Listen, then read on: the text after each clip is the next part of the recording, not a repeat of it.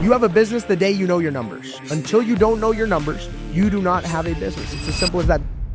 That's the problem. When people say the leads suck, you're really it's just a crutch, and you're just saying you're bad at sales. Because the best salespeople I've ever met in my life will sell you something you thought you never needed. Getting it is easy. Well, it's not easy, it's a process to it, but keeping it is way harder. We're not stealing equity or housing from grandma and grandpa, but the reality is our people are in a pinch. They're gonna lose everything. They're going through foreclosure, they're going through bankruptcy. It's either we help them to get them the cash super fast at maybe 60 cents on the dollar, 70 cents on the dollar, or the bank takes everything, their life is ruined, they'll never be able to get a mortgage again, and they're screwed. Exactly. Which one would you rather be? The helper or the person that didn't step up to the plate when people needed you the most? Our industry gets a bad name because of people that run bad practices. Life is like poker, man. Yeah. It doesn't matter the cards you get dealt, it's how you play the cards. That's the key. Howdy, everybody. It's your boy, Courtney Scott, the Cowboy Marketer. I'm back with another video with the one and only Mr. Shawn Surani. Guys, this guy have done over $100 million in real estate sales since he was 16 to 21, which is fucking insane. I can't believe I got him on this fucking podcast today. So today, as he said on my story, is he's gonna drop a lot of fucking fireworks. It's not even gonna be a podcast. I'm not even gonna put it inside of the title. I'm literally gonna say a fireworks show for real estate investors, having someone that have done this. Not only have they done this, but done it at a young fucking age. We're going to talk about how he got his first deal, how he scaled, how he hired, how he keeps scaling, what is his plans in the future. And maybe, if you guys fucking listen, take out a notepad, get you a pen, you probably can do the same thing. All right, guys, so we got the one and only Mr. Shawn Surani at Emerald Homes. Let's go, Shawn. It's a pleasure. What a introduction, man. Anytime I'm with Courtney, I already know I got to keep a $20 bill ready. After the introduction, I got to slide him a 20 on the way out. Literally, man. You always kill it. Because I am fucking ecstatic to have him like someone as, like, not somewhat, but as genuinely as a friend. I've known this guy for 3 years. And he's one of the guys I can pick up the phone and call and say, Shawn, what would you do in this situation? Because if I'm in a situation, he's either been in a situation himself, for one, by him being young, and I listen to his advice. A lot of people try to tell me what the fuck to do, but it's like you don't know what to do yourself because you haven't had that many employees. You haven't made that much revenue. Hey, like, I listen to what he say. So I listen to what he says, and we go back and forth, and we mastermind a lot because he actually knows his shit. So literally, guys, if you're watching this and you want to learn your shit, you should listen. Like, it's going to probably be an hour, but knowing Shawn, it's probably going to be an hour and 30 minutes. Mm-hmm. So we're going to try to keep it an hour because he loves fucking just dropping gems. So, Shawn. What's up, brother? Get him a little bit about your backstory. When you first started entrepreneurship at 13 years old. So I'll get into it. I mean, 13 years old. First of all, entrepreneurship has been in my blood since day one. Yep. Right? Third generation entrepreneur. My younger brother is venturing into the entrepreneurship world right now as we speak. Yep. And so this stuff's in our blood. 13 years old, started with the sneaker business that a lot of people know about. So, you know, back when we were growing up, our parents would take us to the shoe carnival once a year, and you got to spin the prize wheel, and we got $10 discount, 15% off, whatever, and we were allowed to buy one pair of shoes per trip to the sneaker store. We went once a year right before school started. Yep. But I would go to school, and people would have, you know, a different shoe for every day of the week. You know, I'd be like, man, what the hell? I'd go home to my parents, tell them that. They'd say, nope, that's not our way, that's not our style. But long story short, what I started to realize is that obviously, you know, if you want the finer things in life, you got to work for them. That's the key, right? Yes. So I realized that there was a way for me. At the time, Yeezys were very hot. So back in the days, for people that are maybe 90s or 80s babies, you guys had Jordans, right? So for us, growing up in the 2000s, we had Yeezys. In middle school and high school, everyone wanted the Yeezys. Yeah. Right? And so, but at that time, there were $1,000, $2,000 pair of sneakers. Who's dropping that much on sneakers, especially in middle school? Well, so what I decided to do was I said, look, if I can buy 4 pairs of shoes and at retail, meaning we would go to shopping malls. My mother would take me 4 o'clock in the morning. We'd go to Mall of Georgia or Sugarloaf Mills Mall, and we'd be sitting at 4 o'clock in the morning, 5 o'clock in the morning in line at the Foot Locker or at the finish line and wait all morning to get a pair of shoes. And so what I realized is if I buy 4 pairs of shoes, I can resell 3 of them and use the profits from those 3 to wear a pair for free. Or get paid to wear a pair. That was my logic from day one. My logic was very simple. It was, hey, look, whatever I want, it's, hey, let's scale. Let's get quantities of this. Let's flip them and then use the profits to get what I want, right? So if some people talk about, okay, hey, don't buy the Lamborghini, buy the rental property first, use that money to pay for the Lamborghini monthly payment, whatever it may be. So I applied that same logic to shoes when I was 13 years old, right? Insane. And so that's how I got started in entrepreneurship, because literally I just wanted a pair of Yeezys. Okay. You know what I mean? So from there, long story short, I built it up, right? So got all my friends in middle school and stuff. We used to go to sneaker conventions. I used to have booths, you know, the big, like at conferences and stuff, we'd have booths at the conferences, and I built up a good amount of inventory. I'd buy in bulk from people. So someone who's got a collection of 20, 30 pairs of shoes, used shoes, they want to get rid of them. I'd come in, cash them out for cheap, and then resell the shoes. How did you get the money? It started off with Good story. shoes? No. So that's a good story. Okay. So I took a $500 loan from my father. It wasn't quite Donald Trump's $1 million loan, but I got a $500 loan from my father. And you had to sell them on, hey, Dad, I want to buy shoes. I want to buy shoes. And they said, listen, I'll give you $100. Go buy yourself a pair of shoes, call it a day with it. This is not, we're not sneaker salesmen here. Okay. I said, no, this is what I want to do. So they gave me $500. I went downtown to a sneaker convention called Kicks Fair. This was across the street from Georgia State University campus. Okay. I bought 3 pairs of shoes. I remember the shoes to this date. It was a purple pair of Air Force Ones. It was a pair of Laser Vic 3s or Laser Vic 2s, which was Michael Vick's shoe, and it got discontinued because it had a pit bull on the shoe. This was before the whole Michael Vick allegation. So I had that shoe, and it was a pair of Big Sean's Adidas shoes. Okay. So took those 3 shoes, spent $500 on them, went across the street to Georgia State University campus, put the shoes on the boxes, and just stood out there and waited for college kids to pass me, and sold the 3 pairs of shoes, doubled my money, and then the rest was history from entrepreneurship. 500 to 1,000. To 1,000, straight up. Got a good deal wholesale. I walked that conference. I remember all day I'm walking the conference trying to make deals on shoes, right?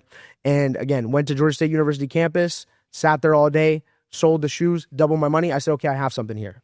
How do we scale this now? So that's where I got my friends involved. We started going to conferences. We scaled that up.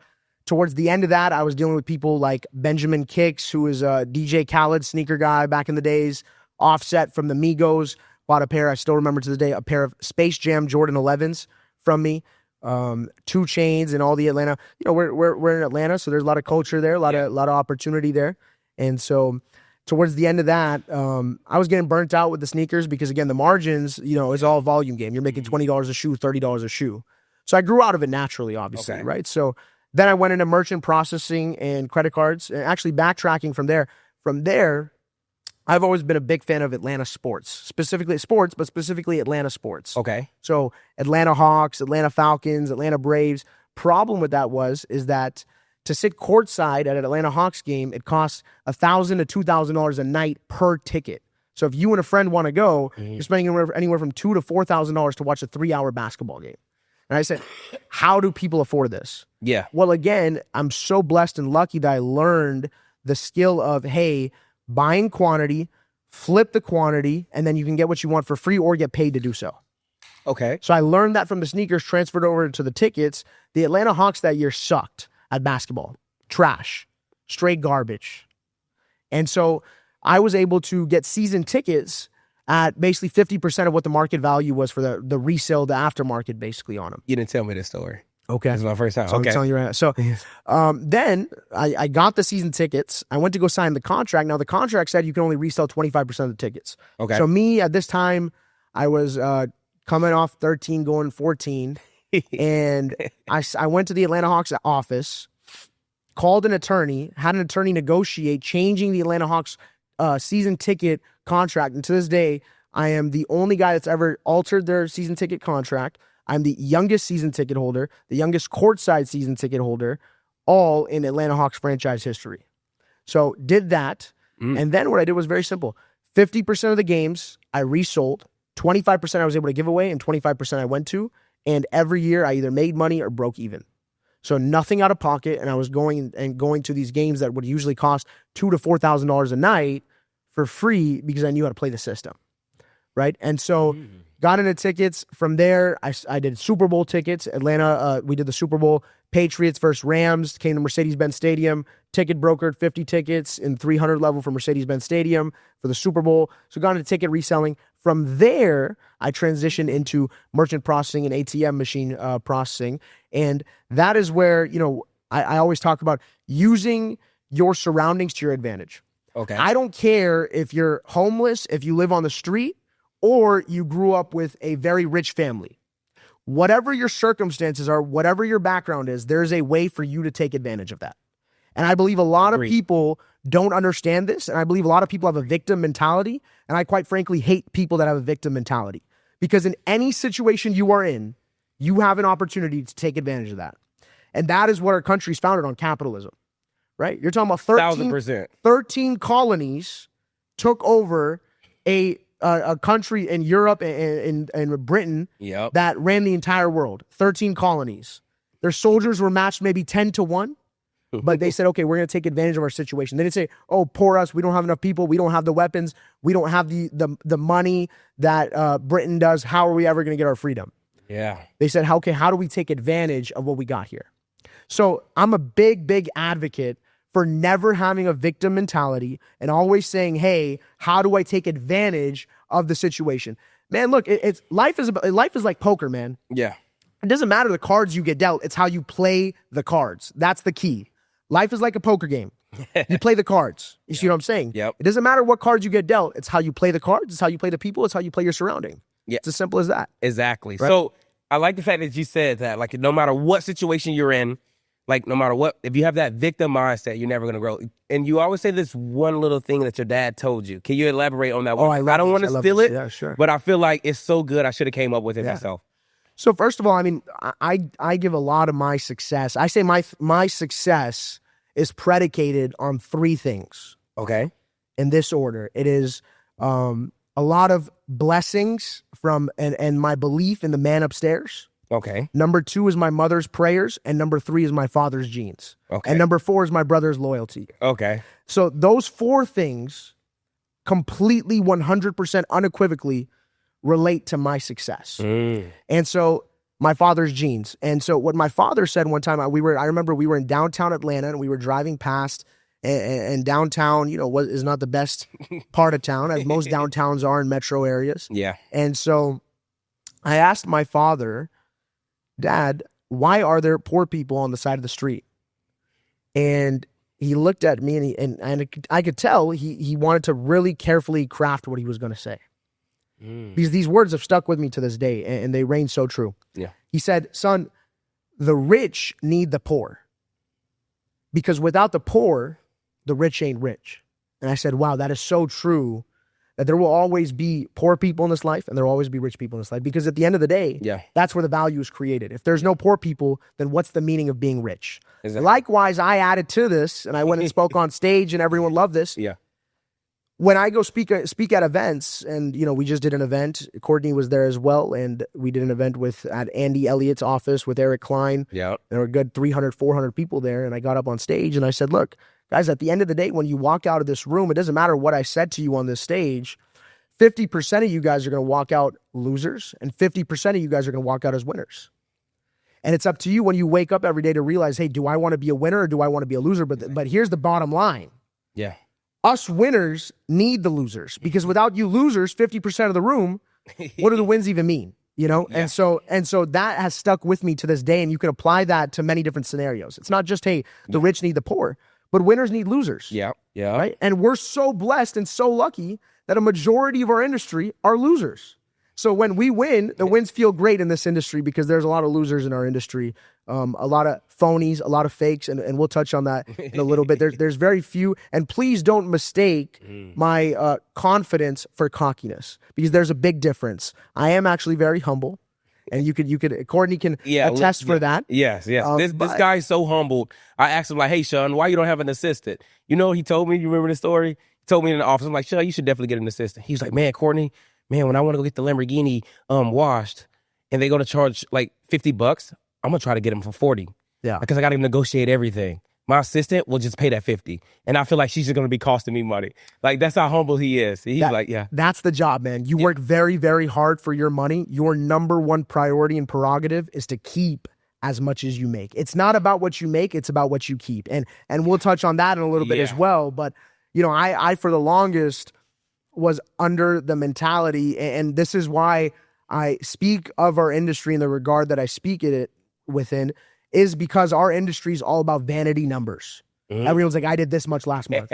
That's great. I did this much last year. That's great. But how much did you keep? That's the key. And not enough people talk about that. And so I remember when I was getting in the business, and I know I'm jumping around a little bit, and we'll get back to the upbringing and the story to get to the real estate side. But I remember getting in the business, and we were doing great numbers, and the whole number that I was chasing every month was revenue. And that's partially because I'm a sales guy at heart. Yeah. So with sales guys, really good sales guys sell themselves. And that's very, very dangerous. So my good salespeople out there, don't sell yourself. The biggest mistake a salesperson will make, a good salesperson will make, is you become delusional. You start selling yourself. You dig your own grave, you dig your own hole too deep. And so again, our industry puts this, hey, how much in assignment fees did you do? What was your revenue? Yep. But no one's talking about, hey, how much did you keep? And that's the key to this business, is how much did you keep, right? And so going back to the point earlier. I want to touch on that a little bit. Go ahead. Sure. Because it's really important, dude. That you said that. As I was talking about earlier, that a lot of people go and create, like, it's easy for somebody to go and create a course and say, hey, I can teach you how to do some wholesaling. And they talk about here's how much I got locked up.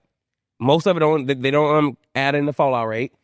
They don't add in how much they spent in marketing to do that. So I say, like, and they say, hey, I'll show you the HUDs. And I'm like, okay, how much money you spent to actually get those HUDs? And it comes down to nobody want to show their P&Ls. Show me exactly how much you actually fucking took home.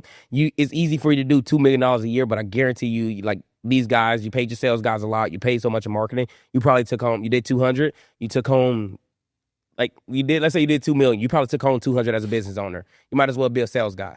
But yeah, I just had to elaborate. Yeah, I mean, and I always say this, us at Ember and our conglomerate of companies, we're never going to be the most profitable company. Yeah. And I've been very clear about that since day one. Yeah. But that's not what we're in the business to do. Yeah, we pay our people good. That's what this is really about. Yeah. For me, getting into the business as young as I was when I got into it, for me, it was always about, hey, how do I build a family? How do I build friendships? How do I build on Sundays? You want to come over to my place and we're watching football as a group. We're eating pizza. We're eating wings. You know, we're doing that stuff. That's what this was always about. And so we pay our people well. And I'm very proud to say that as a result, our retention is extremely low. Yeah. And as a result of that, my mental peace, I sleep good at night. I'm here right now, Courtney, with you doing this podcast on a Wednesday in Miami. Yeah. We were celebrating my birthday for the past week in Puerto Rico, right? And what happens there stays there. Yeah. No, I'm just kidding. But, I mean, look, at the end of the day, in that week, and even today, that while I'm here, we have today sold deals, gotten new deals in, and closed deals. While I'm sitting here doing this interview with you. And that is literally a testament of what we've been able to grow and build in the past 5 years. I love that. And guys, we're going to get into that. Like his whole process, the systems he have, because I've been to his office, right? And I've been to his office probably like 5-10 times at this point, dude. It's a fucking killer office. Man, dude, he got some killers in there. And probably I'm going to ask him to expand, let's see how deep he'll go in that when we get there, because he got some fucking killers in there. And I'm like, dang, if I'd had those people in the team and how loyal they are to him, dude, you like it's brains. And I tell him, like, I was telling him, dude, you got like the fucking brains of the industry, because most of these guys are just hiring people, because it's easy to feel I need an acquisition guy, so let me put a bullshitter in here. But if you like got guys like, I don't want to say their names, but you got like these guys that are on top of my mind. If you actually have someone like this, dude, you're fucking unstoppable. And as you guys can see, closing deals, getting new deals, dispoing deals, whatever the case may be. And we're really proud of, look, the reality is you're right. Yeah. And a lot of people in our industry, what they do is when you're faced with adversity or you want to do more sales, it's, hey, let's hire more people. That's what everyone says. Hey, hire more. The reality is what I'm the most proud about when it comes to our organization is that we have a lot of homegrown talent. We have people that started in our office that just cold called. And we run our business like the school of hard knocks, because that's how I learned. I learned from the school of hard knocks. Yep. I didn't have a mentor. I didn't have a coach. I didn't go to college. Okay. I learned everything from the school of hard knocks. Grinded my teeth, busted my ass, cried myself to sleep, blood, sweat, tears, all of the above, been there, done that. Yep. That's how I've learned. And so we run that same model when it comes to our business. When people come to our organization, Courtney, I have AQ guys in our office that for the first 90 days they started with our organization, they door knocked.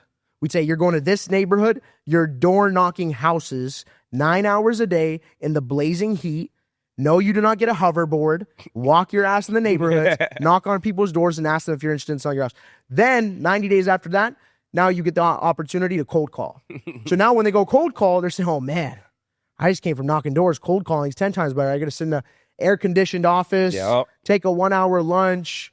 My lunch is not walking from the neighborhood to the Quick Trip gas station and back. Ecstatic. Then they go from cold calling to calling old leads that have been in our system for over a year.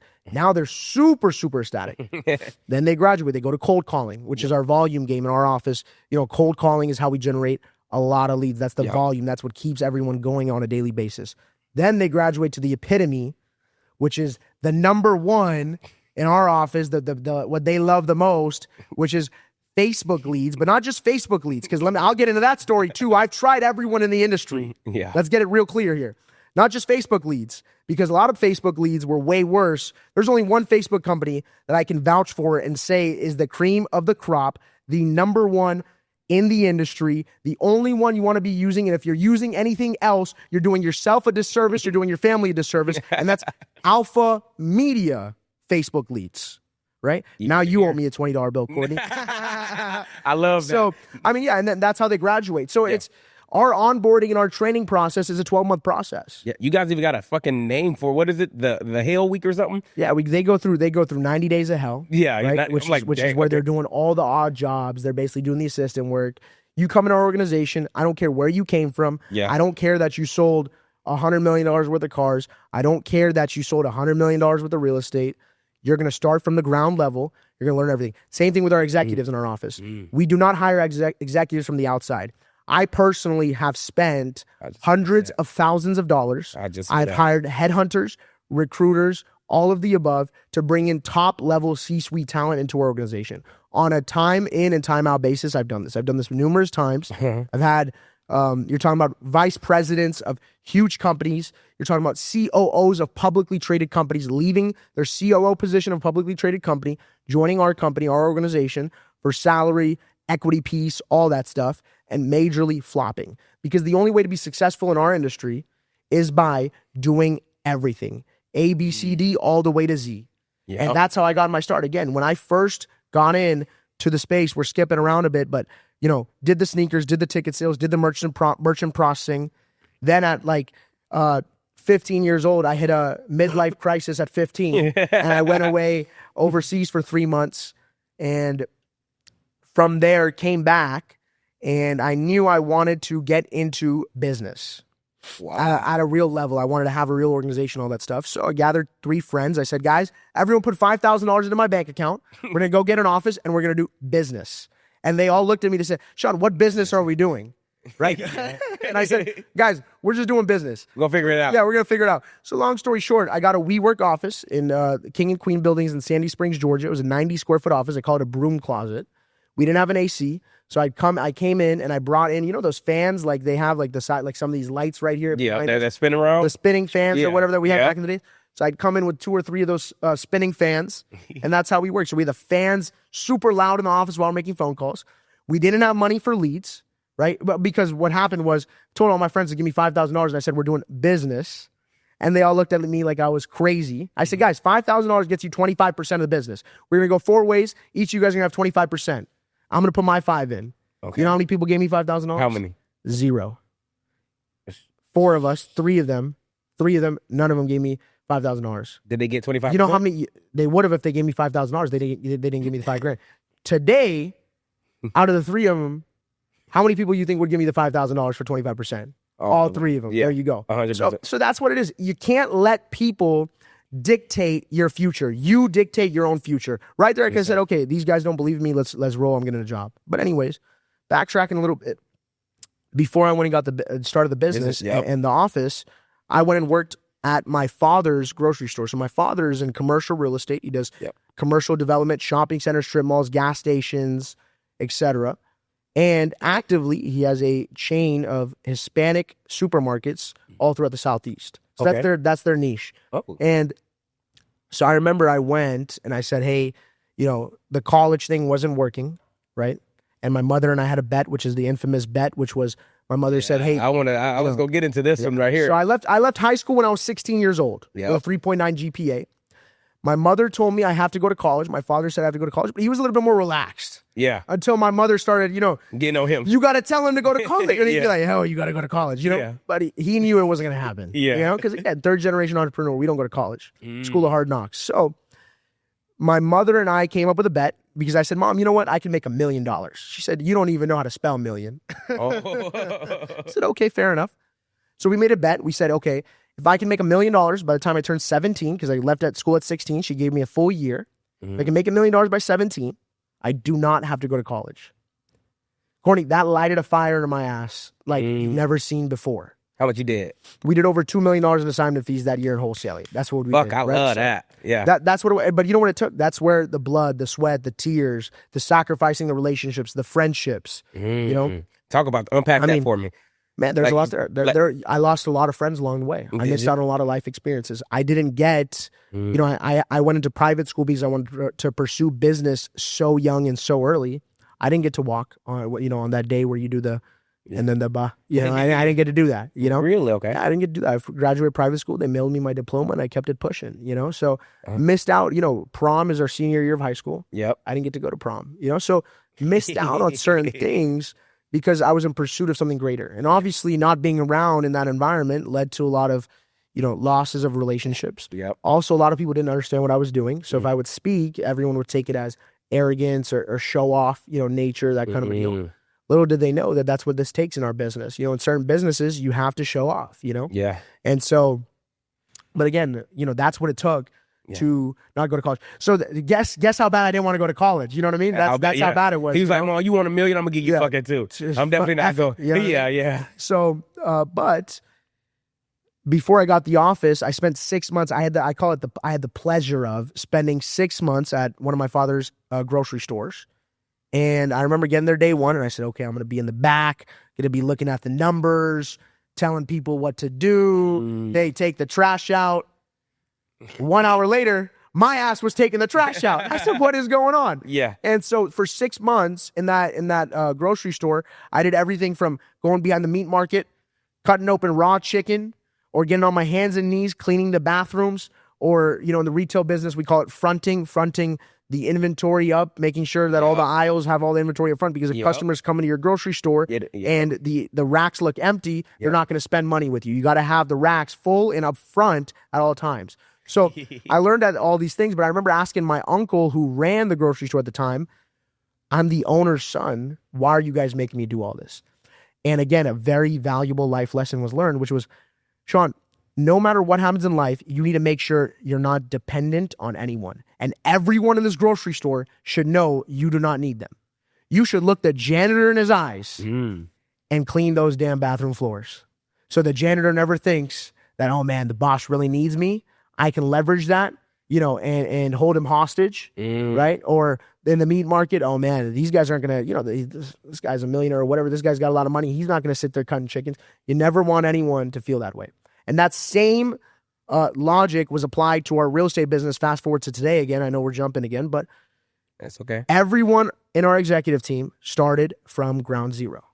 I like that. Is that because you went and hired all these C-suite guys? And I know you were telling that one story. You didn't expand on this when the guy came in and asked you for the assistant, and you was like, "You can expand on it." So that's why you did that. Yeah. We went and we gave these big Wall Street COOs all this money. Yep. Because I thought that was the way to expand my business. So we'll fast forward a bit. We did the WeWork office. Yep. None of my friends wanted in. We did not have money for leads at the time. And Courtney Scott was not doing alpha media at the time. That's what it was, guys. That's what it was. So what we did, we said, okay, again, I'm a salesman by heart. Yeah. And so what we decided to do was we said, okay, to us, anyone who owns a house is a lead. Just like when I was in the sneaker business, anyone who had feet was a customer. Exactly. You see what I'm saying? And that's the difference. A lot of people don't understand that, everyone is a potential customer at some point. Just because someone says no to you today, that no could be a yes 12 months later. People don't understand that you give up too easily on making a prospective customer. And you need to understand that a potential customer is anyone that could at any time, anywhere be interested in your product or service. It's not a, hey, I'm not interested now. That's not a potential customer. Move on. You have to foster and nurture relationships, and you have to understand no matter what industry you're in, you always have customers that you can go after. right? Like when I was selling shoes, anyone who was wearing shoes, Yep. you know, if they had some busted down shoes, like my shoes are, you know, turning a little like these yellow instead of white, or Courtney's shoes, which by the way, in Puerto Rico, he was wearing those boots on the beach. So he's a real cowboy. Yep. But, you know. And even I was a lead because he was selling Jordans, and it was just so funny. I literally bought fucking Jordans. He bought me Jordans, yeah. 2 weeks before the trip. So like literally anyone that's wearing shoes that have feet, literally. Exactly. Yeah. So I like that mythology. Same way in real estate, we said, okay, anyone who owns a home is a prospective client for us, right? So what we did was we generated lists. Because of the school of hard knocks. I like that, though, because you had made guys knock doors and cold call. We didn't have the coaches. We didn't have the mentors saying, okay, you got to go after motivated leads. Dude. Look, what is a motivated seller? I still don't know to this day. All I know is, Courtney, give me a phone number, homeowner's name, address, and I'll fucking close them. Literally, I showed him a landing page, guys. I spent like fucking an hour, 2 hours on creating this nice landing page. It was dope. And he was like, Courtney, this is cool. What's our conversion rate? I'm like, hey, it's way better. And he was like, yeah, but you know, I don't need all this extra stuff. I just need their name, number, and email. I'm like, okay, it's more to it than that. But he's like, just send us that, we'll close it, which is why last year, what do you guys converted at on average? We converted overall over a 12-month average using alpha media leads. We converted at a 9-to-1 rate. We were always under 10 month over month. It took us 9 leads on average to get a contract month over month. And a lot of people say, you know, a lot of people say I get special treatment or something like that. But I'm here right now in Miami, and, you know, this Courtney's clients are sitting over here to my right. And I'd say all these guys feel pretty special. So that's what Courtney does a good job of, is making people feel special. So that's right. I think the biggest thing is just being consistent. And that's with anything in life. You got to be consistent. But going back to the story. I was going to say, let's go into the sales. Yeah. But okay. Right. So fucking guy's a sales fanatic. Oh, yeah. I'm all about sales. So again, school of hard knocks. So we said, okay, anyone who owns a home is a lead. So we we took lists of homeowners, we took lists of addresses, and we just call them up. Hey, my name's Shawn. And what we did was a little different. We didn't say, hey, do you want to sell your house? We said, hey, my name's Shawn. I just drove past your house. Love the brick, by the way. Would you be interested in potentially getting an offer on your home? It was never, hey, would you be interested in selling the home? We said, would you be interested in potentially getting an offer to sell us your house? That's what it was about, right? So we're not pressing too hard, and everyone was saying yes. And then we trusted in our sales ability. That's the problem. When people say the leads suck, it's just a crutch, and you're just saying you're bad at sales. Because the best salespeople I've ever met in my life will sell you something you thought you never needed. We all have things we bought in our lives, right? And we're like, when am I ever going to use this? When am I ever going to need it? But when you're in that moment, the salesperson that sold it to you was so good at what they did. Literally. You said, F it, I need it. For example, I was with Courtney and I bought cowboy hats because Courtney sold me on cowboy hats. Looking fast forward to now, my ass never wears cowboy hats. But in that moment, I said, man, this is it. Yeah. You see what I'm saying? And the same thing happened to me. I love the fact you said that with a good sales guy. So I was getting fitted for like a nice suit jacket. And it was a cashmere fucking camel color suit jacket, came along. It was like Western style. He's like, man, Courtney, dude, this is you. You're going to rock this. You're going to look so nice, so cool. Man, I was like, I don't know how much I spent a couple $1,000 on it. To this day, I fucking have yet worn that thing. And I was like, I just look at it and I'm like, this was a complete waste of money. He just was a really good, like, you make him feel like, okay, this is what you need, but it's really what you want. Exactly. So we started calling homeowners and we said, hey, who's interested in getting an offer on their home? And I remember I had 8 people in my office, commission only. We had the fans going. We'd work Monday to Saturday, 8 a.m. till, 8 p.m. 8 p.m. Courtney, there's nights I've slept in that office. Yeah. I swear. There's nights I've slept in that office, gotten up, gym next door, showered real quick, came back in. We did it all. School of hard knocks. Yeah. We did not have an easy way to get into this business, but I'm very lucky and very blessed. But is this one with 25,000 square feet? That's this office? No, this is the 90 square foot office. Okay. 25,000 square feet office. We'll get into that in a second. Yeah. So, we cracked it, $2 million plus in assignment fees, and we moved into a 2,500 square foot office. We scaled up. We hired AQ reps. We hired Dispo reps. We hired a leadership team and continued growing. 2021 went great for us. 2022, I said, you know what? We're going to expand even more because, look, if I did 2.5 million, right, the next year I can do 25 million. That was my logic. I thought I could do anything. I thought I was Superman. You know what I mean? So fast forward, I went over and we got a 25,000 square foot office. because I just said F it. I'm a gambler. I'm a gambler, but I gamble. Here's the difference. Yeah. There's gamblers who go to Vegas and gamble on trusting that the house is going to lose. Yeah. I gamble where the odds are in my favor. I gamble where I know I can win. Okay. That's the difference. Yes, right? sir. I love that. And so I took a gamble. We got a 25,000 square feet office. I hired an executive management team, a COO.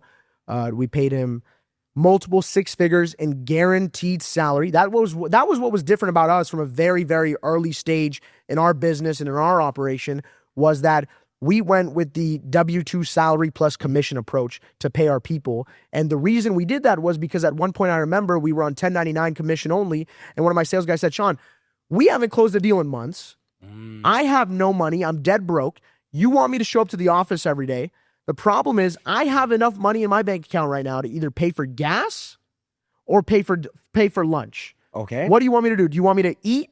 Or do you want me to spend my last dollar filling up gas to come up to your office where I'm not making any money? And that really hit me. Because today I predicate any ego that anyone claims I have, I predicate it completely and solely on the fact that I've changed so many lives. My organization has changed so many lives. We have so many people in our office whose lives have been changed because of this business, because of our organization. And today, again, like I said, I have a very, very clear outlook on my success, which is you should be able to walk into our offices, our headquarters in Buckhead in Atlanta, and before you can even make it to my room in the office, just walk in amongst our sales floor. If you're trying to come to me to ask Shawn Surani, how successful is Shawn Surani, before you can even get to my door, you'll meet 5-6 people, and you'll talk to them, and you'll say, man, if these guys are this successful in this organization, I can only imagine how successful Shawn is. Literally, dude. That's what it's about for me. When I go to his office, I'm not even in Shawn's office most of the time. I'm out on the floor talking shit to the sales guys, to the dispo guys, and we out sitting in the conference room having good conversations just because the vibes are fucking through the roof, for one, and the sales guys, they all fucking maniacs in there. I will say that. They're all maniacs. We have a good time. Yeah, dude, I love it over there. So whenever I'm there, I'm literally just out on the floor with the guys, with the gals, and out there just chilling, having a great time, laughing and joking. So 25,000 square feet. We hire a COO from Wall Street, pay him multiple six figures in guaranteed salary. We give him equity, bonuses, the whole 9 yards. Yep. And I remember he showed up first day, and we gave him the corner office. Mind you, Courtney, I wanted this to work so bad. And I remember, and we'll get into this too, I hired a head of HR from Berkeley. Big mistake. Do not hire anyone from University of Berkeley for obvious reasons. But where's Berkeley located? But so we did it all. We hired all this big management team and all this stuff. And the reality of it is that I remember I gave up my corner office in our new 25,000 square feet facility. I said, you know what? I want this the COO to feel so special and feel so wanted. I'm going to give him my office, biggest office in the office, right? I remember he shows up day one and he sits down and he goes, hey, Shawn, where's my executive assistant? And I was like, I choked up. I said, what do you mean executive assistant? Because the reality is that I suspended any payments to myself and we gave him the whole house. I didn't know that. Okay. We said, okay, this guy is going to change the business for us. He's going to 10X us. We're going to give him the whole bag and then some. We're going to mortgage the house for this guy. And he came in day one and he said, where's my executive assistant? And I said, shit, at this point, I'll be your executive assistant because we got no more money left to give. But fast forward, obviously that didn't work out. And I learned from that, again, guys, anything in life, the challenges you face, the problems you go through, it's about it's not about when you went through them, it's about how you get out of them and what you learned from them. That's the key, right? And so from this, what I learned is that anyone that's in our organization has to start from the ground floor. The reason the C-suite executives don't work coming from the outside within is that they're not understanding the business and the problems of the business from a ground level. So today, our entire executive team was hand-trained, School of Hard Knocks, 0 real estate experience, mostly 0 sales experience. So that's a testament to our great leaders and the training and the development, the ongoing development that we do on a consistent basis in our office. So 25,000 square feet office, crazy amount of headcount. We were at 40 people in the office at our peak, all salaried employees, commission, bonuses. We were spending multiple 6 figures a month in overhead. And again, this is where my delusions and being a salesperson comes into play. I was selling myself. We were losing money every single month. And I would say, I just need to sell more. I just need to sell more. I just need to sell more. Yep. And long story short, June or July, summer of 2022, interest rates overnight doubled, not even doubled, went over double. And all hell broke loose. We had the number one hedge fund that a lot of people know in our industry. They pulled out. Behind them, everyone else pulled out, right? And so a lot of people were very scared, and no one was more scared than myself, because here we were in an office, 25,000 square feet office, with a multi-five-figure a month commitment to pay the rent on time and in full, and there's no money to pay the rent on time and in full. There's no money for payroll. So every 2 weeks is going by, and I'm liquidating my stock portfolio. So that goes every week. I'm selling shares, Apple shares gone, Tesla shares gone. And imagine how valuable those would be today. But so just selling off shares, and then, okay, my Bitcoin, okay, that's gone. Okay, cool. Damn, I'm going to have to sell the Lamborghini. Because somewhere in between that time, I went into the classic thing. I'm a car guy, so I went and bought an orange Lamborghini somewhere in between that time. But I was like, okay, man, shit, I'm going to have to sell the Lamborghini. So from there, again, really, really struggling. Every 2 weeks, I'm liquidating the portfolios, trying to make payroll, trying to make rent. And at one point, it was enough. Yeah. Like, there was no more money, right, to give. We were, all hell broke loose, all that stuff. So I remember calling up my attorney, and I said, hey, man, look, here, I didn't even explain to him the situation, because wasn't even the right headspace. I said, Chapter 7 or Chapter 11? Which one is better? And he said, what do you mean? And I said, bankruptcy, Chapter 11 or Chapter 7? Which one's the better one to file for? And he said, Shawn, what are you talking about? You're driving around the Lamborghini. I thought you were doing great. What happened? I said, man, I don't know what happened. And the reason I didn't know what happened was because I was not managing my finances properly. At that time, I could not tell you how much we were spending on marketing, how much we were spending on payroll, how much we were spending, the rent I knew, but again, all the small stuff, right? That adds up. And again, we grew too fast. So I had a whole door knocking department. We had a separate innovations department, dispo department, AQ department, lead distribution department. We had a separate department for leads in our office. Then we had the C-suite. Then we were paying $100,000 a year to head of HR, that was from Berkeley, that when I was gone out of the office, one person got sick with COVID and they cleared out my entire office without asking for my permission. That's what you get when you hire people from, never mind, I'm not even going to go there. Listen, be very careful with who you hire. You got to ask the right questions. Yeah. That's the key. Again, lessons were learned. Yep. You don't hire from the outside when it comes to executive positions. Yep. You be very careful with who you hire with, and you ask the right questions. Yep. Our interview format is very unique. We ask very unique questions, sometimes controversial questions, depending on who you're asking, and we ask it in a unique manner. So when we do our interviews, we go through the small talk of, hey, who are you? Where are you from? What do you like to do for fun? Tell me about yourself. And then we go into what we call a rapid fire round, and we just ask them questions. Yeah. Right? One word. Hey, and we can try it right here in front of everyone right now. Okay. So Courtney, if I'm interviewing you, I'm going to say, Courtney, it's been a pleasure talking to you. We're going to go into my next part of the interview. I just want to tell you about a few words, few phrases, and I just want the first thing that comes to your mind. Okay. Right? And just do it as fast as possible for me. Cool? Yep. Okay, Courtney. Loyalty. Everything. Okay. Friendship. Also everything. Fair enough. Capitalism. Everything. And so money. So but yes. There, what I got from Courtney, I know Courtney's joking, but from there I got, okay, on the sales calls, he's not going to be able to give more words than just everything. Yeah. But the thing, what happens is, I added that because I figured it out on the last trip to Puerto Rico.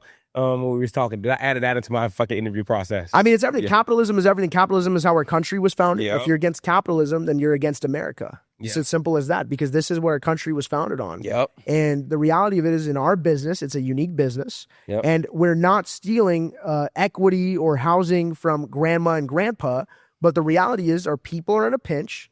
They're going to lose everything. They're going through foreclosure. They're going through bankruptcy. Yep. And it's either we help them and get them the cash super fast at maybe 60 cents on the dollar, 70 cents on the dollar, or the bank takes everything. Their life is ruined. They'll never be able to get a mortgage again, and they're screwed. Exactly. Which one would you rather be? The helper or the person that didn't step up to the plate when people needed you the most? Our industry gets a bad name because of people that run bad practices. But our industry overall is very good for the American economy. What we do is we come into distressed areas. We're targeting mainly B and C class neighborhoods, guys. We are the reason why America is moving forward. We are the reason why America is developing and growing, because we are the people that come in to those houses where, you know, right now you're hearing about an affordable housing shortage, a housing crisis. We are the ones that come in to the houses with $50,000 worth of black mold repairs, come in, buy those houses, rehabilitate them, reconstruct them, and then resell them for an American family to come in. Yeah. So without us, literally without wholesalers and without real estate investors, the real estate industry goes to shit. And if the real estate industry goes to shit, then the entire stock market goes to shit. The entire economy collapses. So wholesalers are that important and that big. So I can't have someone, going back to the point, in my organization that believes capitalism is wrong. Because, Courtney, if someone calls us up and says, Shawn, I'm going through foreclosure, my date is set for 7 days from today, and I have no one interested in buying the house, I'm going to offer you 30 cents on the dollar. Yeah. Why? Because I know now I'm working on a 7-day timeline. Likewise, when you pay someone for something and it's an expedited service, you have to pay more for the service. Exactly. Right? But now, someone that doesn't agree with capitalism may take that as you're robbing grandma, you're robbing grandpa, you're not being fair with people. And that's not what this is. What you have to understand is, and this goes out to a lot of people that are trying to regulate the wholesaling and flat fees and innovation industry, specifically the litigators and the politicians that are out there trying to do that. The reality is, and what you have to understand is, if you regulate the wholesale industry, you are going to be screwed, because wholesaling is the backbone of the real estate industry, and the real estate industry is the backbone of the American economy. The minute you pull from that, you're going to then go to the secondary option, which are real estate agents that are untrained, uneducated, scum of the earth, don't know what they're doing, list the house on the market, sit back, try to take phone calls, can barely sell, they don't know what they're doing, can't provide good service, and that's what you're stuck with, America, and you don't want that. There needs to be options. We need to have a free market, and we need to be best man wins. If you want to work with a real estate agent, work with a real estate agent. But the reality is that 9 times out of 10, working with a cash buyer, working with a real estate investor is the better way to go.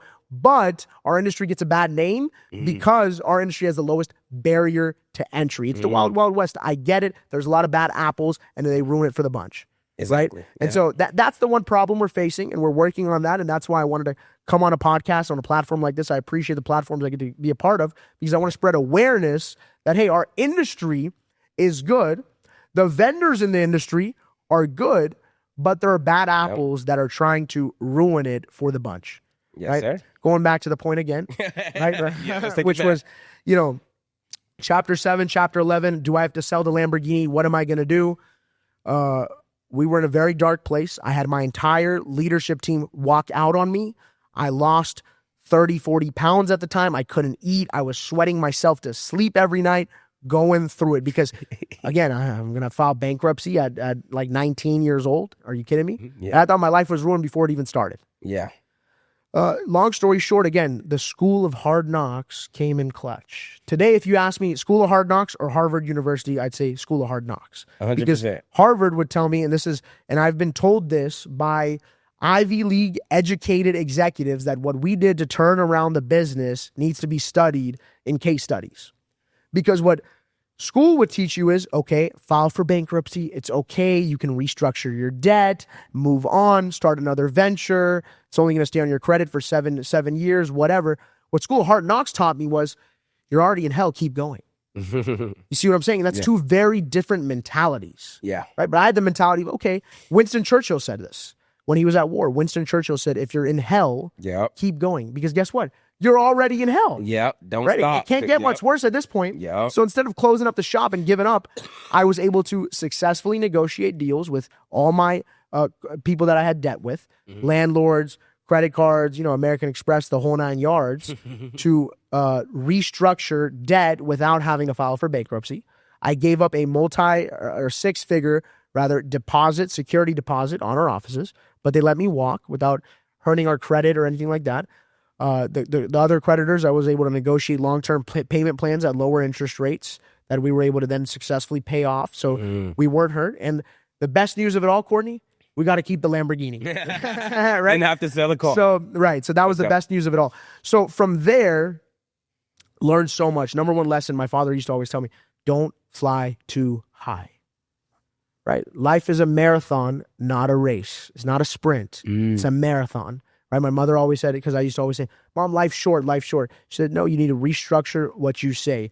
People don't understand how important and how valuable and how strong and how much weight their words hold to their success and to their lives. Right? So my mom said, no, you need to stop saying life is short. Why is life short? Life's long. So I have this mentality today that life is long and it's okay to mess up, but it's very important that you stand on your own 2 feet. You never tell yourself you're a failure and you keep moving forward, because if you're already in hell, you got to keep going. Right? So bounced back from that and bounced back in Shawn Surani fashion, because we bounced back and I said, okay, what is the #1 business capital in all of Georgia? And what is the most sexiest place to be in the city? And it was Buckhead, which was always my dream since day one. That's where all of our celebrities. Buckhead is basically the Beverly Hills of Atlanta. Okay. Right? And so went and got an office in Buckhead in Atlanta, and we completely restarted the operation. But the restart for us was very different because we built a lot of systems, a lot of processes. We had a lot of leads in our operation. So we never had to do a full reset because we treated it like a business. We had a true enterprise. Internally, we had an enterprise value of what we did. We knew, hey, all these leads in our system have a cost associated with them, right? So how do we take advantage of this, right? So we went, restarted, got the new office. Fast forward now to today, right? We have around 20 full-time team members in our office, all salaried plus commission. The majority of them make over 6 figures a year. We have a great company culture.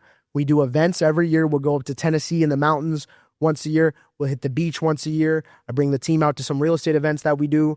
And, we do team bonding. I invite them over to my house. I go to their houses. It's been incredible because I have people in our office that when they started off, they used to have to sell their own blood to make ends meet. And today, those same guys are bagging $250,000 a year. So like I said, we're not the most profitable company by any means, but we are one of the few companies in our industry that truly takes care of our people, truly cares for our people. I mean, that's all I think about. Yeah. Even when I'm here right now, all I'm thinking about is my people in the office. How do I serve them the best? How am I going to be the best leader for them? But not even deeper than that, because I don't need to lead them. These guys are geniuses in their own right. How can I work for you? That's what this is about. And that is where 99% of people in our industry go wrong. You are not their boss. You work for them. My #1 thing I ask when I go into the office every day to everyone individually on our team is, how can I help you today? What can I do for you today? Give me work that I can do for you. Let me take stuff off of your plate. Because your job as a true chief executive officer is to put the right people in the right seats and give them the right tools to be the most successful that they can be. And I truly believe, and I've stood on this since day one that I started business. I truly believe that if you as an owner, as a leader, take care of the people in the organization, the people will take care of the organization. And I'm big on that. I've said that since day one. I like the fact that he said 2 things, guys. One, he got a couple guys in the office that is doing $250K a year. He really do. Most wholesale companies are not doing that. So guys, if you've been doing this for 3 years, can't do it with $250K, just go work at Ember. That's one thing I wanted to say. Also, and I love the fact that he said, like, hey, he actually worked for them. A lot of people always hit up me all the time. They want to try to get in wholesaling and stuff like that, even though I don't work with beginners. And for one, I tell them it's fucking hard. You probably shouldn't do it because it's really, really, really fucking hard to do. But the biggest thing they say, hey, because I don't want a boss. And I'm like, yeah, good luck, because I have 150 clients. Or I don't want to work 9 to 5 anymore. Try working 24 hours. Yeah, literally. So they're like, I don't want a boss. I have 150 clients. I'm like, dude, I have 150 bosses. I got a team of 10, 15 people. I got 10 and 15 bosses. Dude, I left one boss to have over 170 bosses. Like, that does not make any sense to like people that, oh, I don't want to work for anybody. My team tell me to do this. Clients say, hey, Courtney, can you change this ad account? Hey, can you get this done for me? I'm working for all of these people. I have way more bosses. Yes, I make way more money, but it's literally way more stressful. So like as CEOs, man, you're spot on. As CEOs, you have the toughest job of all time. And here's why. If you work in an organization, bad performance hits, you can jump ship at any time, or you get terminated and you go find another place to work within the next 2 weeks. As an employee. As an employee. Yep. And you're always getting a consistent paycheck. Yep. As a chief executive officer, the reality is that you get fired. You know how mentally draining it is to get fired? Would you agree that, hey, if I got fired from a job, it's mentally draining, right? Yeah. When you get fired, it's mentally draining. Imagine getting fired daily. Because the reality is anytime a customer doesn't accept your offer, anytime someone on your team walks out or quits on the job, Yep. anytime anything like that happens, you as the CEO, as the leader of that organization are literally being fired. Yeah. It is your job to make sure you have the best product out there so that way you get fired the least. That's why we're so focused on product development and we never slow down on how can we get better? How can we get better? I call Courtney monthly. Courtney, how do we improve the CPLs? How do we improve the cost per leads? How do we improve the cost per deals? What markets are working? What markets are not working?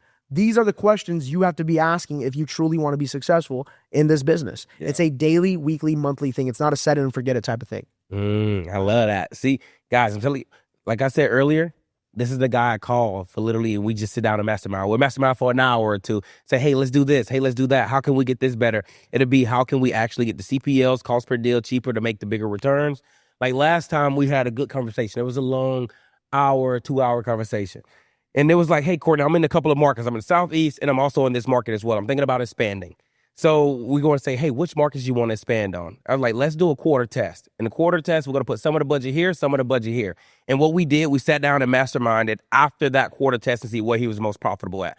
You know what? I tell a lot of my clients that story and they still don't come back to me. I say, hey, go get the data and I'll do the exact same thing. And they don't bring the fucking data back to me. You're doing your business a disservice because without your numbers, you don't have a business. You have a business the day you know your numbers. Until you don't know your numbers, you do not have a business. It's as simple as that. This is a side hobby for you. You're not serious. You're one of the 50% of the losers I spoke about. And I thank you for not knowing your numbers because the reason you don't know your numbers is exactly why I sit here in this chair while you're sitting at home trying to figure out why you can't close a deal to save your life. And again, speaking earlier on what Courtney said about masterminding, guys, one of the biggest pieces of advice I can give you is join a tribe. Find your tribe. Yeah. Start a tribe or join a tribe, but get close to a group of individuals that you can go to for unequivocal feedback. Not yes men. Find people that are truly talented, truly skilled. You verified and vetted them. Trust but verify always. But when you can get that small group of people, those 3 to 5 to maybe 6 individuals that you have on speed dial that know you, that respect you, that love you, that it's going to give you that unequivocal advice at any moment, and you're able to just pick up the phone and say, listen, Courtney, I'm thinking about doing this. What are your thoughts?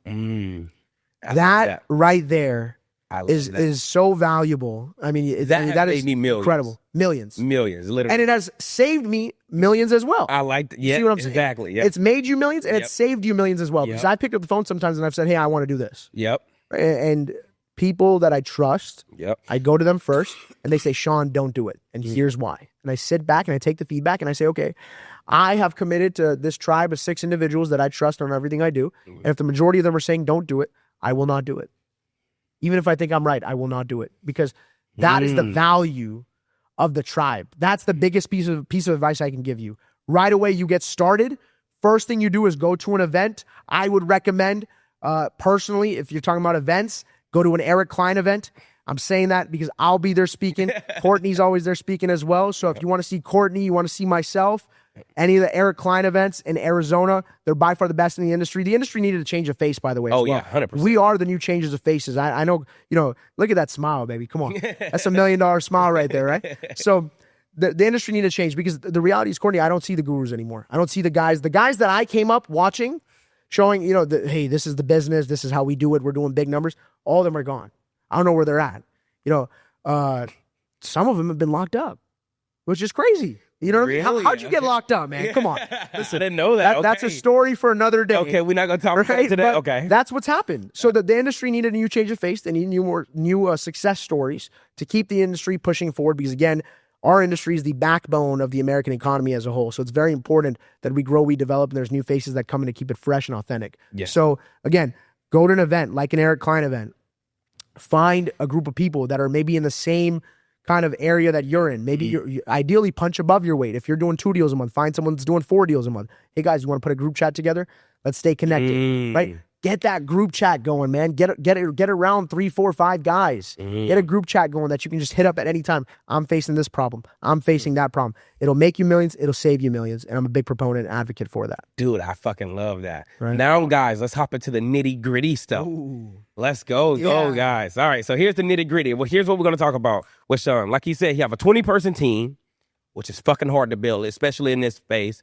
And you have a lot of people can't keep talent.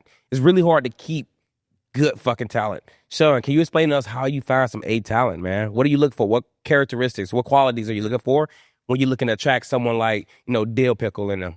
Yeah, Dill Pickle. Dylan. So, and I love that joke that you said earlier on the podcast you just did about Dylan and that joke. That was a funny joke. But, yeah. He told me, yeah. But, look, finding good talent is very hard, and I'll tell you why. Because I have in my career today across all of my companies, we have over 500 team members that work for us, and that still blows my mind. That when I wake up every morning, the decisions I directly and indirectly make influence 500 people, but not only 500 people. 500 families. Yeah, guys, imagine how much pressure that is. That's fucking pressure. If he go out of business, 500 people don't fucking eat. 500 people don't eat. No, 1,500 people don't eat. Families, let's call it a family of 3 per head. Yeah. 500, that's 1,500. 1,500 that's some people pressure, bro. have to scramble and figure new things out. So that's what we go through on a daily basis when we do this thing at this scale. But, so finding, and again, I have hired and I have fired hundreds of people in my career. And what I found is the people, the A players, so when you talk about from a management standpoint first, the best managers tend to be those that they never even wanted the position. Really? Okay. But naturally, to improve the environment in which they worked in, to improve the environment that they operated within, they said, I'm the best man for the job. I don't necessarily want it, but I know I'm the best for it. And that's usually the best. The best managers oftentimes are not your number one sales guy is not going to be your number one sales manager. It's just not going to happen. Because your number one sales guy, he's your number one sales guy because he's probably ruthless. He's a savage. He has no regard for human life. He's just out there, boom, boom, boom, boom. Yep. That's not what you need when you're talking about a leader. A leader has to be able to nurture talent. All your talent across the board is going to be different. You're going to have guys that are just starting out in the business. You're going to have guys that have been in the business for a while. You have to treat everyone different. Right? They say you can't teach an old dog new tricks. I disagree. I think it's harder to teach an old dog new tricks, but you can teach an old dog new tricks if you approach them the right manner. The problem is, and why people say you can't teach an old dog new tricks is because you're treating the old dog like the new dog. There's no one size fits all when it comes to training and developing good talent, right? And that's the key. You have to treat everyone differently. And we have a saying in our office. It's a very famous saying in our office, which is we treat everyone fair, but not equal. No one in our office is equal. So I don't come into the office and preach equality or we're all equal. We just don't operate that way. In our office, the value you provide to the organization is directly correlated to the amount of money you make and the quality of your experience when you show up to our offices. Fair, but not equal. When you're able to treat A talent like A talent, and you don't treat the D talent like the A talent, that's where you'll truly find success, right? And so that's one of the big keys. Treat your A players good. Treat your A players good. And hell, I'll go as far as saying, rub it in the D players' faces. Show up to the office with lunch for your A guys and give it to them right in front of the C players, right? and watch the C players' faces. Small stuff like that goes a long way. Now, how do you find the guys? For us, we've had tremendous amounts of success attracting top talent by first growing our own top talent, creating success stories out of them, and naturally, Courtney, here's the reality and why you and I get along so well. Success attracts success. Yep. You are a byproduct of the top 5 people you surround yourself with on a day in, day out basis. Yep. If you have 4 friends that are cokeheads, chances are you're the 5th cokehead. Simple as that. Now, if you have 4 friends that are very successful in their careers, chances are that you are also successful at what you do. You know? And so that's the key with this whole thing is, hey, if you want to be successful, you have to get around successful people. And so what we've done is we're able to create successful people. But then after we create successful people, those successful people go and attract more successful people. You know what I mean? And so that's what we've been able to do. You want to go get good talent? Yeah. Train good talent in-house and then go tell them to just get you more guys like them. It's the number one thing we've been able to do, get good talent. Okay, so like you like hire within the circle. So if you say, hey man, Dylan, you know this guy. That's the guy I call Dill Pickle. Dylan is our chief sales officer, and as of recently, he is one of our equity partners as well in the organization. And that's what we've done to take it an extra mile apart. Yeah. How do you separate yourself? How do you attract good talent? But most importantly, how do you keep good talent? You have to be willing to get a seat at the table. And so that's what we did. We gave Carly, who's our COO, and Dylan, who's our chief sales officer, each equity in the company. I took money off my plate and said, guys, I want you to share in the success because you guys are a big reason why we are even at this successful point. Boom. Can't get greedy in this business. Boom. Okay, he talked about that. He jumped ahead. I was literally going to ask because getting it is easy. Well, it's not easy. It's a process to it, but keeping it is way harder. So since you already jumped ahead of me on that, I love that. Let's talk about now what your process looked like, man. This guy's fucking phenomenal with sales. I know like Shazan, that was 1 month, he was closing like 1 in 3 Facebook leads. Cost per lead was like $50 fucking bucks. And I'm like, this guy's insane. That's his brother, by the way.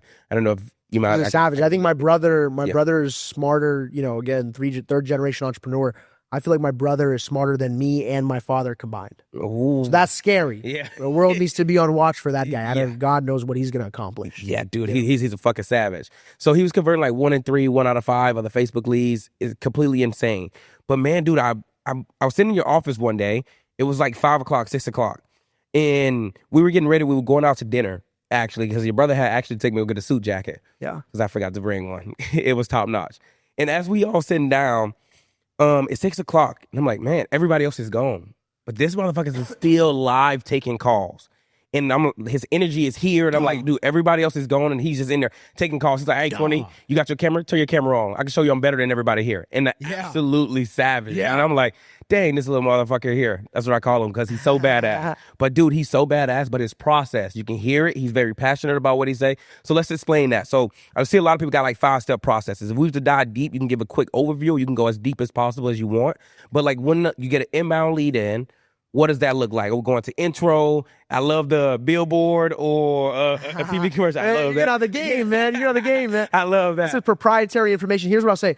I'm going to give you a overview, and then what I want to do is, this is live on camera. I'm going to ask Courtney. I'm going to ask him for a request. You need to come to our offices and interview our top sales guys and interview the sales.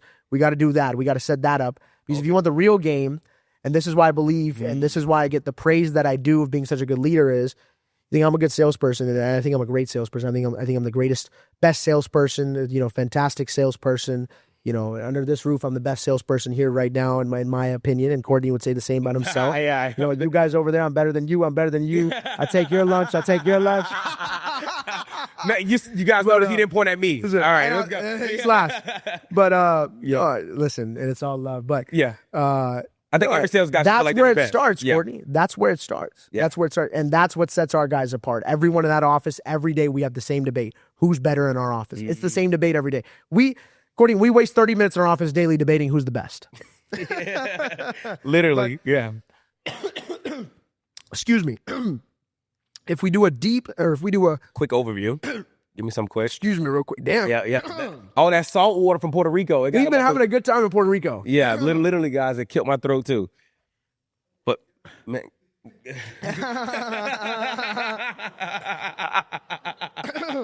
got to bleep this out, Jay. Leave it in there. Like I said in the beginning, what happens in Puerto Rico stays in Puerto Rico. Yeah. But, so a quick overview of what we do in our sales process is, first and foremost, all of our sales guys act like they have the money in their pocket, right? That's the start. We're not acquisitions reps when we're on the phones. We're senior home buying specialists. Each of us gets a pool of money that we get to spend on a monthly basis in your specific area, Mr. Seller. The guy next to me is trying to buy a house in the same area that you're in.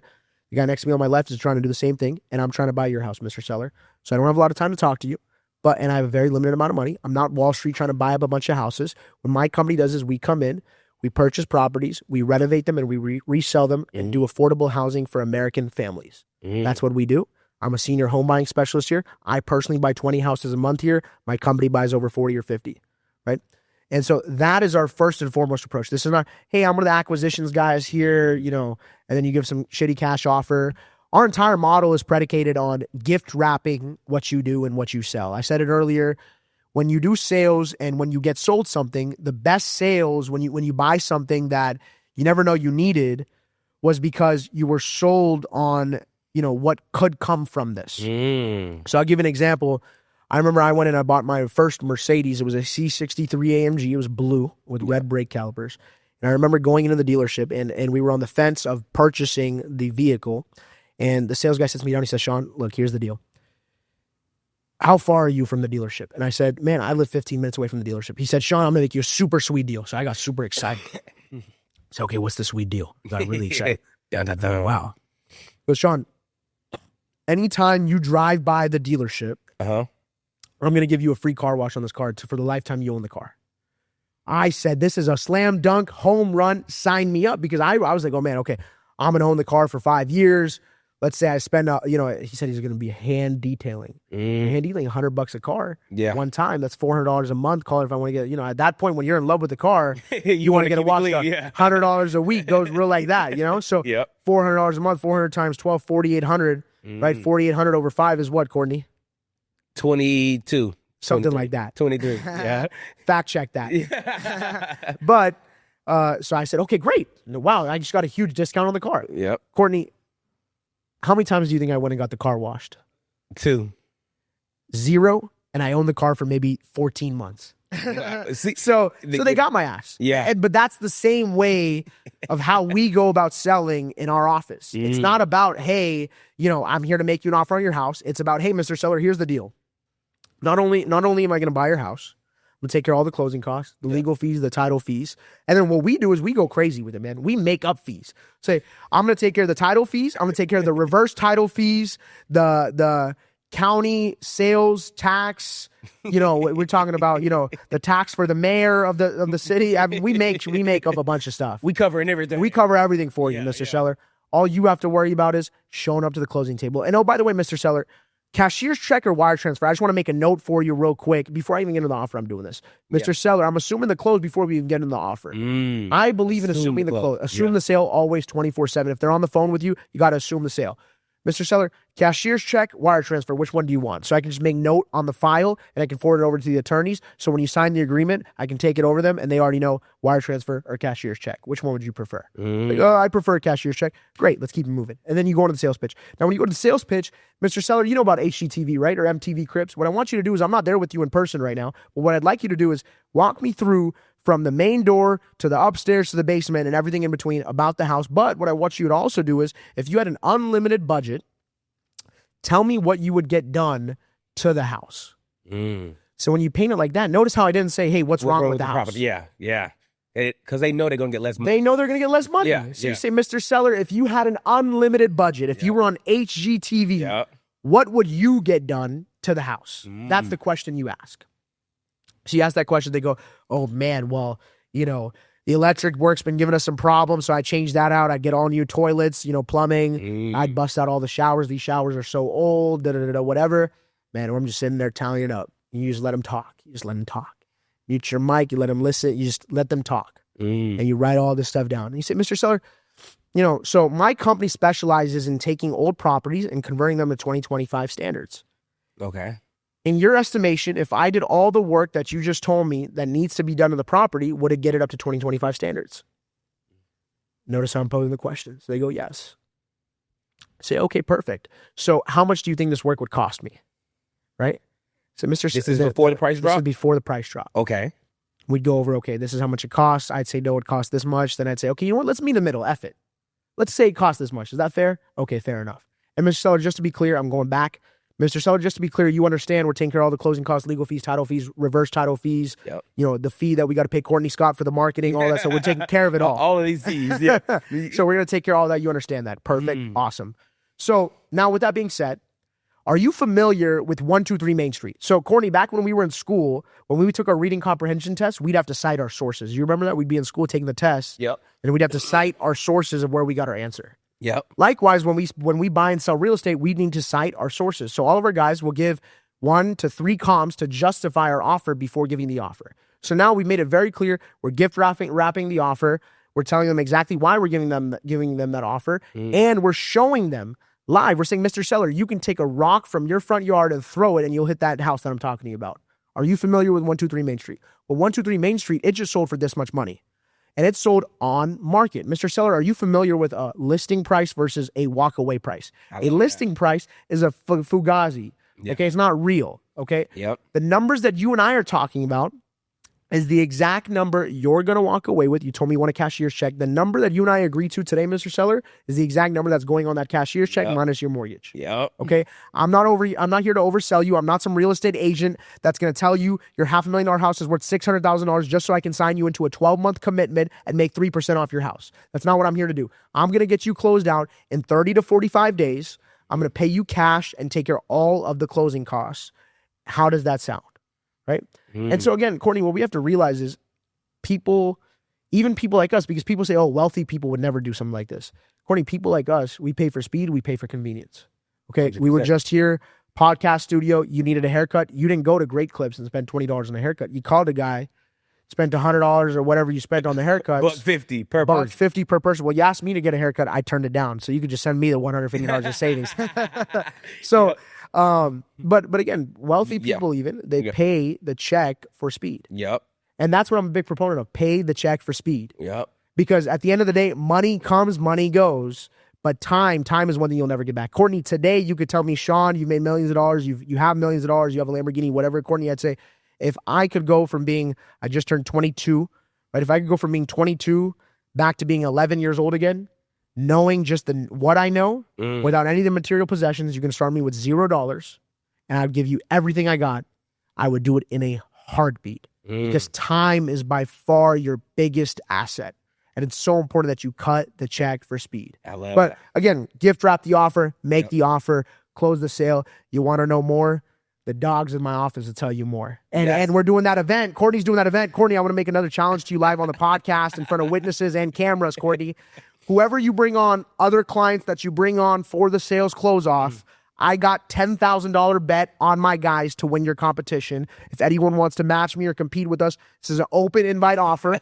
Any salesperson, any Courtney Scott Alpha Media client that thinks that they're better at sales, better at closing than the guys in our office, the guys that came from the school of hard knocks, the guys who while you were out working only digital ads, the guys were out knocking doors, cold calling homeowners, right? Only knowing that leads are people that own homes, not what a motivated seller is or leads versus opportunity. Guys, there's so many people in our industry that think leads and opportunities are different. I don't know who came up with that, but it's a bunch of bullshit. Anybody who owns a home is a lead.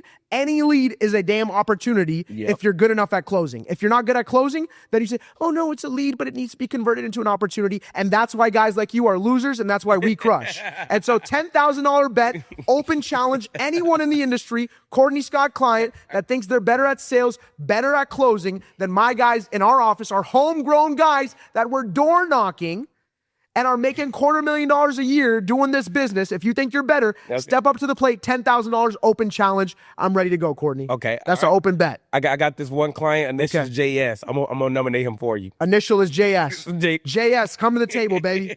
Oh, I know who JS is. Oh, shit. Oh, man, I love this. I love this guy. So, literally before we wrap this up, I was talking to Shawn over this over the weekend, and there was something he was telling me at the table as we was having brunch on the last day. And he was saying they work a cold call lead different from how they work an inbound lead. Yes. I don't think people get the difference between the two. Wonderful. Can you elaborate on that for the audience? Again, it goes into what I said earlier, leads versus opportunities. Yep. Every lead is an opportunity. Stop calling opportunities different from leads being different from opportunities. They're all the same. And a cold call lead is someone that you've simply done an outbound approach to. You have to approach them differently. Hey, I went past your house. I like the house. I'd like to make you an offer. Yep. Inbound, I hold all the leverage.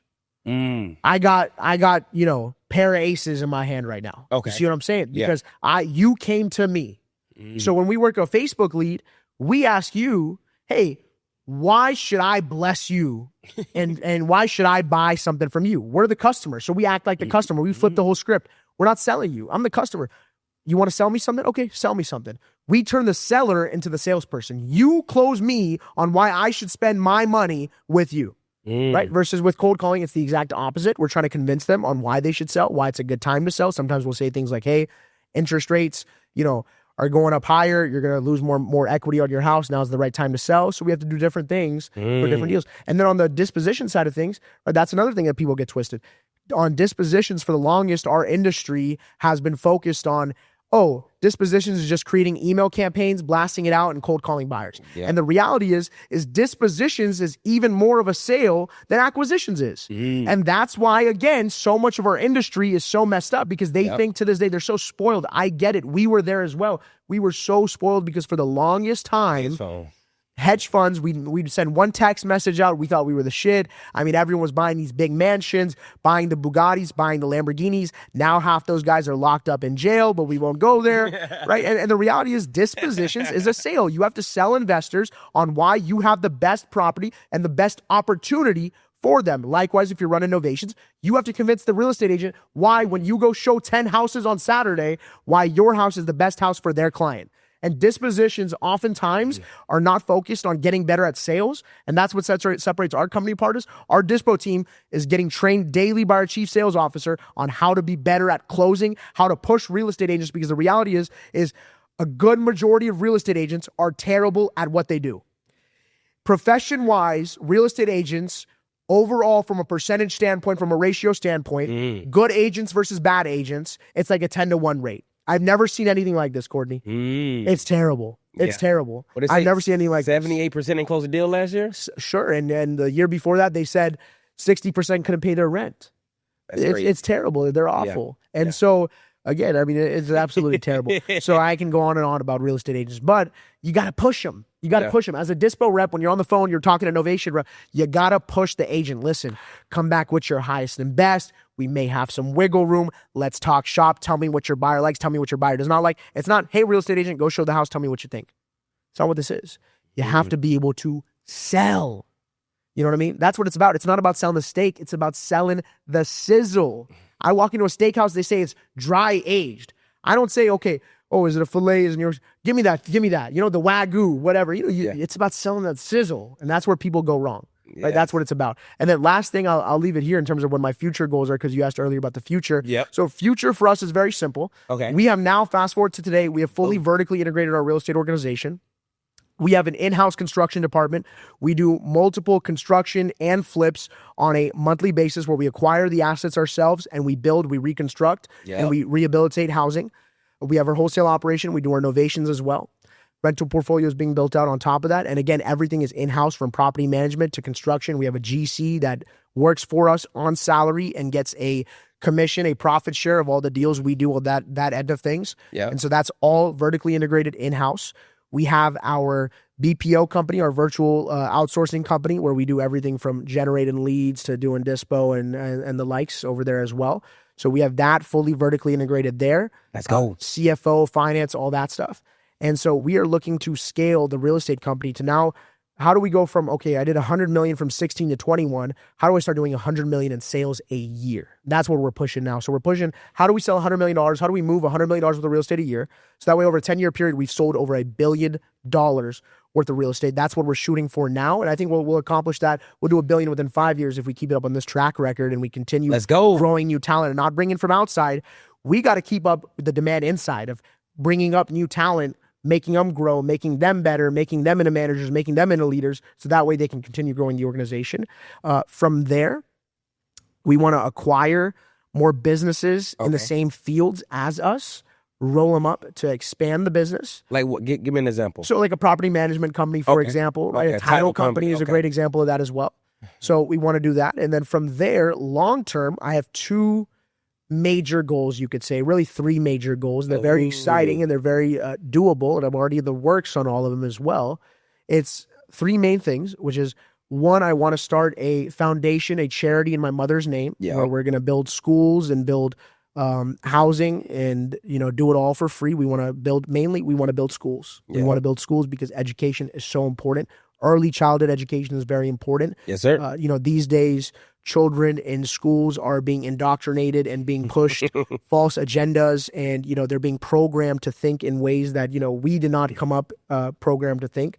And so it's very important to me to preserve the way we were brought up and educated, and make sure that doesn't progress into something way worse. So I want to create schools and employ teachers to run those schools, full nonprofit in my mother's name and a foundation. Let's go. So that's one of the goals. The second goal is I want to own a pro sports team in Atlanta, preferably, but I'm open to all avenues, but preferably in Atlanta. And it'll be Atlanta. I've had the pleasure for the past 3 or 4 years, I've had dinner with the owner of the Atlanta Hawks for the past 3 or 4 years, and I've shot my shot. I'm not quite there from a liquid cash perspective yet, but I've had the conversations. I'm getting ready. And that's, again, you got to take your shot. When the ball is in your hand, most people, they get nervous. They don't want to take the shot because they're afraid, what if I miss? What if I miss? Courtney, what happens if you make it? Yeah.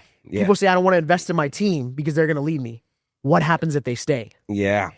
They're gonna be it's that glass half full versus glass half empty attitude. Right. So I've shot my shot with the owner of the Atlanta Hawks numerous times. So I want to own a piece of a pro sports team. And last but not least, I will be going into politics by the age of 40. I'm going to be fully self-funded as well. And, Courtney is my first endorser on this podcast, right?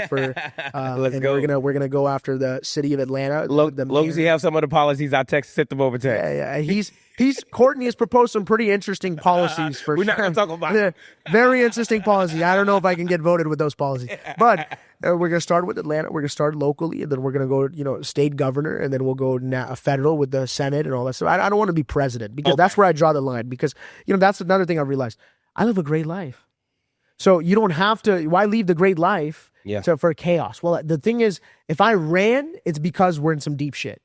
The reason I'm so motivated to get into politics, because I'm born and raised in Atlanta, Georgia. Man. Yeah. I love my city. I love my state. Yeah. And I see my city, I see my state going in a path that I don't believe in. We're going in an area that we don't want to go in. We're not moving forward. We're going backwards. Yeah, I like that. And that's why I want to get involved, because I want to be the face to change. Texas is great as well. You never know where life will take us. But again, that's the last goal for me. So I'm going to sprint now. I'm 22.